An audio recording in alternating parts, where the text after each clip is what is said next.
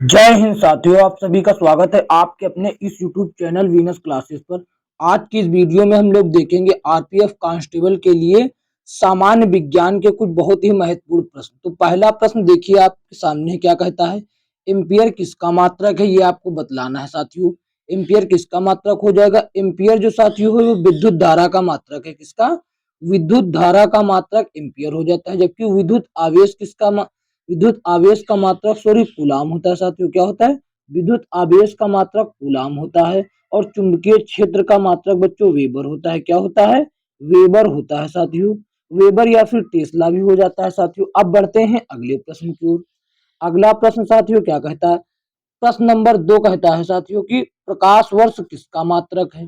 प्रकाश वर्ष से किसका मापन किया जाता है। दूरी का, गति का, ऊर्जा का, भार का। तो साथियों देखिए प्रकाश वर्ष से दूरी का मापन किया जाता है। तो देखिए साथियों एक प्रकार का दूरी किस तरीके से नापी जाती है। प्रकाश जो है साथियों वो 3.8 गुणे 10 का पावर 3 गुणे 10 का पावर 8 मीटर प्रति सेकेंड चलता है। कितना? 3 गुणे 10 का पावर 8 मीटर प्रति सेकेंड चलता है। इसी चाल से वो साथियों एक वर्ष में जितनी भी दूरी तय करता है उसे एक प्रकाश वर्ष कहा जाता है। एक वर्ष में साथियों ये कितनी दूरी तय कर लेता है। 9 पॉइंट ये इतनी दूरी करता है 9.46 गुणे 10 का पावर 15 मीटर। इतनी दूरी तय कर लेता है साथियों। अब देखते हैं अगले प्रश्न की ओर।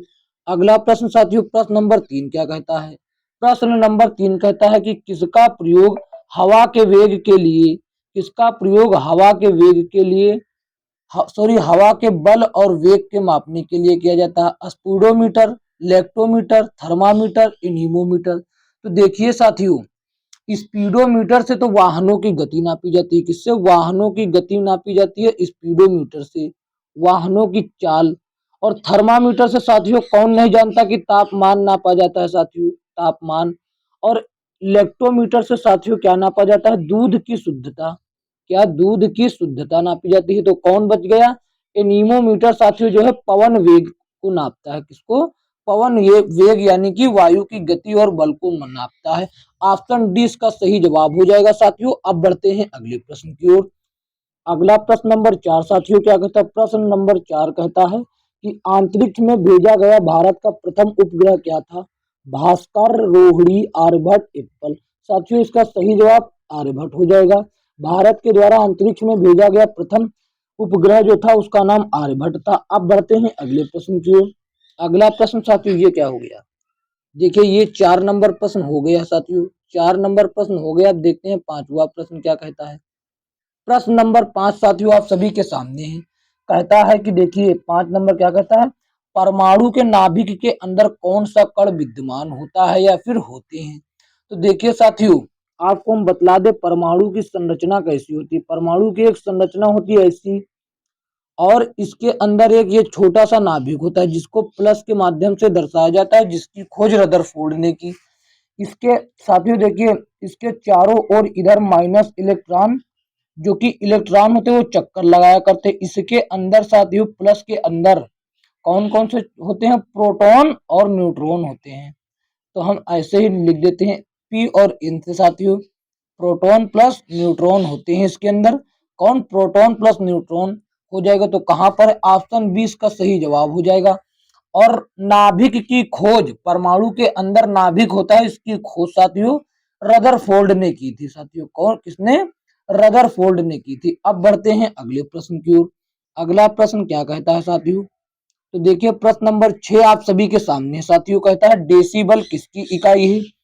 डेसिबल के द्वारा किसको नापा जाता है। ऊष्मा की तीव्रता, प्रकाश की गति, ध्वनि की तीव्रता, रेडियो तरंगे। तो साथियों ध्वनि की तीव्रता को डेसिबल में नापा जाता है। किसको? ध्वनि की तीव्रता को। इसको साथियों स्मॉल बी सॉरी कहता है स्मॉल डी और कैपिटल बी के द्वारा दर्शाया जाता है। इस तरीके से इसको दर्शाया जाता है। यह ध्वनि की तीव्रता को नापती है। अब बढ़ते हैं अगले प्रश्न की ओर साथियों।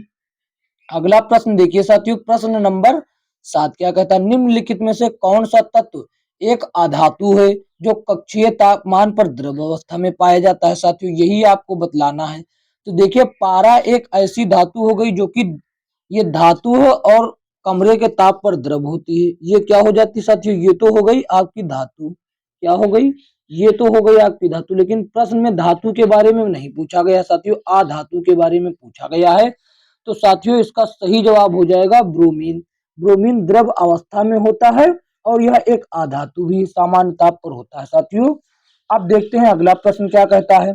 अगला प्रश्न साथियों आप सभी के सामने है, प्रश्न नंबर 8। प्रश्न नंबर 8 देखिए साथियों क्या कहता है। गैल्वेनाइजेशन।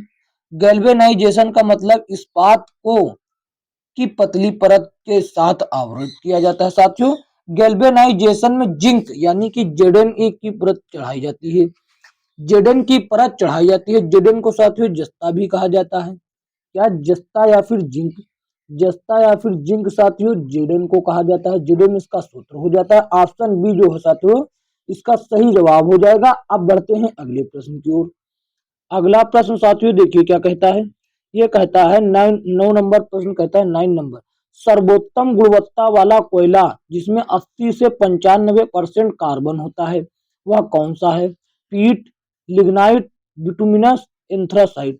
तो साथियों आपको हम एक बात बतला दें।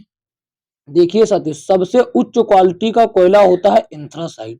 कौन सा, एंथ्रासाइट सबसे उच्च क्वालिटी का यानी कि नंबर 1 पर आता है। दूसरे नंबर पर साथियों पीट युक्त कोयला आता है। तीसरे नंबर पर साथियों ये बिटुमिनस आता है और चौथे नंबर पर साथियों लिग्नाइट यानी कि सबसे खराब कोयला होता है लिग्नाइट साथियों। अब बढ़ते हैं अगले प्रश्न की ओर, लेकिन इसका सही जवाब ऑप्शन डी होगा। यह आप लोग विशेष तरीके से याद रखेंगे। देखिए साथियों प्रश्न नंबर 10 क्या कहता है। प्रश्न नंबर 10 क्या कहता है साथियों, साधारण नमक क्या है। Sodium carbonate, sodium chloride, calcium hydroxide, calcium chloride. तो साथियों जो साधारण नमक होता है वह होता है NaCl, जिसका सूत्र होता है क्या, NaCl। इसको कहा जाता है साथियों सोडियम क्लोराइड। ऑप्शन बी इसका सही जवाब हो जाएगा। इसका सूत्र हो जाता है साथियों NaCl यानी कि सोडियम क्लोराइड। अब बढ़ते हैं अगले प्रश्न की ओर।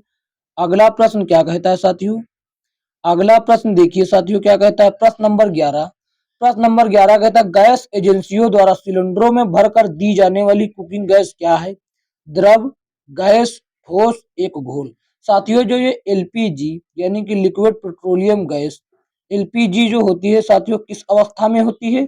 ये साथियों द्रव अवस्था में पाई जाती है। किस अवस्था में, द्रव अवस्था में। जैसे कि पानी पाया जाता है वैसे। बढ़ते हैं अगले प्रश्न की ओर। इसका सही जवाब ऑप्शन ए हो जाएगा। तो देखिए साथियों प्रश्न नंबर 12 क्या कहता है। प्रश्न नंबर 12 क्या कहता है, अल्फ्रेड नोबेल ने किसका आविष्कार किया। साथियों इनकी ही याद में नोबेल पुरस्कार दिया जाता है। क्या, इनकी ही याद में नोबेल पुरस्कार दिया जाता है। इन्होंने साथियों डायनामाइट की खोज की। किसकी, डायनामाइट की खोज साथियों अल्फ्रेड नोबेल ने की। इनके ही याद में नोबेल पुरस्कार दिया जाता है। अब बढ़ते हैं अगले प्रश्न की ओर। अगला तो देखिए यह भी आप लोग याद रखेंगे कि जो ये ग्रामोफोन का आविष्कार किसने किया। ग्रामोफोन का आविष्कार ग्राहम बेल ने किया साथियों, ग्राहम बेल ने किया। अब बढ़ते हैं अगले प्रश्न की ओर। अगला प्रश्न साथियों क्या कहता है। प्रश्न नंबर 13। प्रश्न नंबर 13 देखिए साथियों क्या कहता है कि फलों को पकाने के लिए कौन सी गैस प्रयुक्त की जाती है। Acetylene, ethylene, methane, propane. तो साथियों देखिए सबसे पहले एक हमारी बात को ध्यान से सुनिए। सन 1955 के पहले, सन 1955 के पहले किससे पकाया जाता था। एसिटिलीन से पकाया जाता था। इससे एसिटिलीन, लेकिन इससे पके हुए फल स्वास्थ्य के लिए हानिकारक होते थे। इसीलिए 1955 में इसको बंद कर दिया गया, एथिलीन से पकाया जाने लगा। एथिलीन से पकाया जाने लगा। लेकिन साथियों इससे पके हुए फल एकदम कलर में बढ़िया दिखते हैं। इसीलिए इसका प्रयोग अभी भी चोरी छुपे से किया जाता है एसिटिलीन से। लेकिन इसका सही जवाब साथियों हो जाएगा एथिलीन हो जाएगा। क्या, एथिलीन। मीथेन गैस तो ये दलदली गैस होती है। प्रोपेन का कोई लेना देना नहीं इससे। बढ़ते हैं अगले प्रश्न की ओर। अगला प्रश्न साथियों क्या कहता है। प्रश्न नंबर 14। प्रश्न नंबर 14 साथियों कहता है कौन सा स्तन प्राणी उड़न लोमड़ी के रूप में जाना जाता है।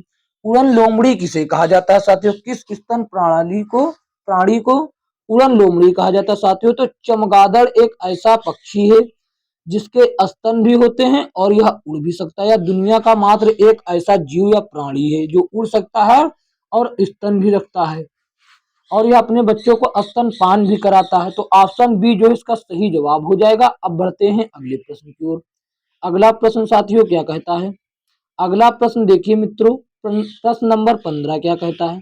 प्रश्न नंबर 15 कहता है एंटीबायोटिक पेनिसिलिन की खोज किसने की थी? एंटीबायोटिक पेनिसिलिन की खोज किसने की, यही तो आपको बतलाना है साथियों। Archimedes, Alexander Fleming, Alexander Graham Bell, Louis pasture.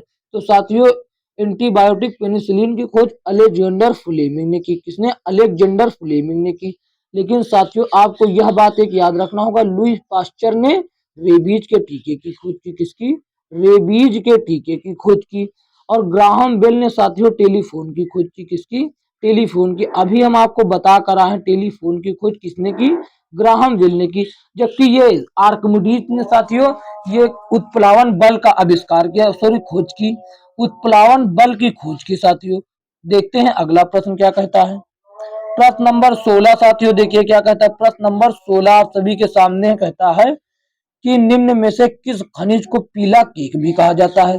किस खनिज को पीला केक कहा जाता है? Plutonium, uranium, thorium, sorry thorium, aluminium. तो साथियों ये जो किसको कहा जाता है? ये यूरेनियम को कहा जाता है साथियों। पीला केक नाम से यूरेनियम को जाना जाता है, जिसका प्रतीक साथियों यू होता है। क्या? यू। यू से इसको दर्शाया जाता है। बढ़ते हैं अगले प्रश्न की ओर। अगला प्रश्न साथियों देखिए क्या कहता है। प्रश्न नंबर 17।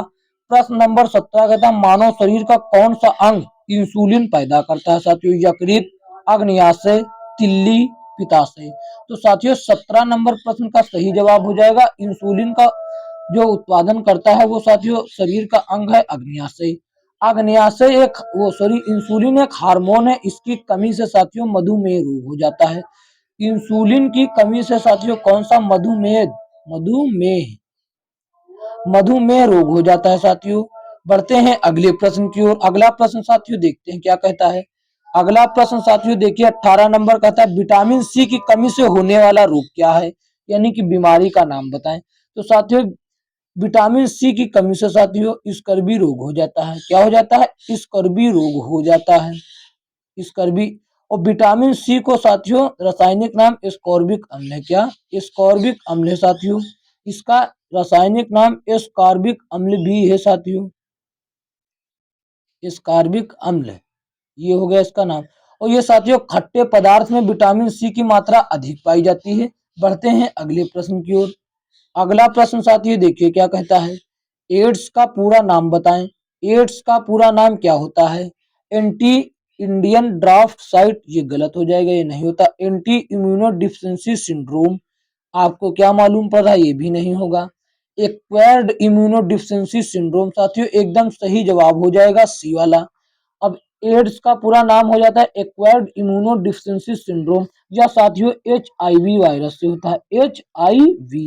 HIV वायरस से होता है, जिसका पूरा नाम क्या है? Human human immuno virus, human immuno deficiency virus, इसका HIV का पूरा नाम हो जाता है। एड्स दिवस साथियों 1 दिसंबर को मनाया जाता है। कब? 1 दिसंबर को एड्स दिवस मनाया जाता है साथियों। इसका सही जवाब ऑप्शन सी हो जाएगा। बढ़ते हैं अगले प्रश्न की ओर। अगला प्रश्न साथियों क्या कहता है। लाल रक्त कणिका, लाल रक्त कणिका यानी कि RBC के किस अंग में बनते हैं? इनका निर्माण साथियों कहां पर होता है, यही तो आपको बतलाना है। 20 नंबर प्रश्न का सही जवाब क्या हो जाएगा साथियों? इनका निर्माण अस्थि मज्जा में होता है, जिसे बोन मैरो भी कहा जाता है। अस्थि मज्जा को बोन मैरो भी कहा जाता है साथियों। क्या? बोन मैरो इसको कहा जाता है। बढ़ते हैं अगले प्रश्न की ओर। अगला प्रश्न क्या कहता है साथियों? प्रश्न नंबर 21। प्रश्न नंबर 21 साथियों कहता है, प्रश्न नंबर 21 कहता है जब मधुमक्खियां और तितलियां फूलों पर बैठती हैं तो वे पुष्पों की किस प्रक्रिया में सीधे तौर पर सहायता करती हैं साथियों? निषेचन, नैतिक गतिविधि, टॉपिक गतिविधि, परागण। साथियों परागण जो है पुष्पों में साथियों प्रजनन की क्रिया होती है, जो मधुमक्खी और तितलियों के माध्यम से स्त्री केसर और पुंग केसर भाग मिल जाते हैं, उसी को परागण कहा जाता है। ये पराग कण साथियों इधर से उधर कर देते हैं मधुमक्खी और तितली। तो ऑप्शन डी जो है इसका सही जवाब हो जाएगा साथियों। बढ़ते हैं अगले प्रश्न की ओर। अगला प्रश्न क्या कहता है साथियों? अगला प्रश्न साथियों आप सभी के सामने 22 नंबर प्रश्न क्या कहता है? कहता है घेंघा रोग किसकी कमी से होता है साथियों? घेंघा रोग किसकी कमी से होता है? क्लोरीन, लोहा, आयोडीन, कैल्शियम। साथियों घेंघा रोग आयोडीन की कमी से होता है। किसकी कमी से? आयोडीन की कमी से घेंघा रोग होता है। साथियों आज के लिए इतने ही प्रश्न रखते हैं। साथियों हम आपको एक बात बताना चाहते हैं कि मैं इतने दिन से वीडियो क्यों नहीं डाल रहा था, चैनल पर क्यों नहीं आ रही थी। साथियों हमारे घर पर चोरी हो गई थी, हमारे सभी फोन गायब हो गए थे। साथियों चोरी रात में घर से ही सभी फोन गायब हो गए थे। मेरा और मेरे भाई का सभी फोन, जितने फोन थे घर पे, सब गायब हो गए थे। इसीलिए आप लोग देखेंगे साथियों कि 4 तारीख को मेरा फोन गायब हुआ था। 4 तारीख के बाद आज मैंने वीडियो बनाई है नया फोन लेकर साथियों। तो देखिए साथियों इसका सही जवाब हो जाएगा ऑप्शन सी, आयोडीन की कमी से।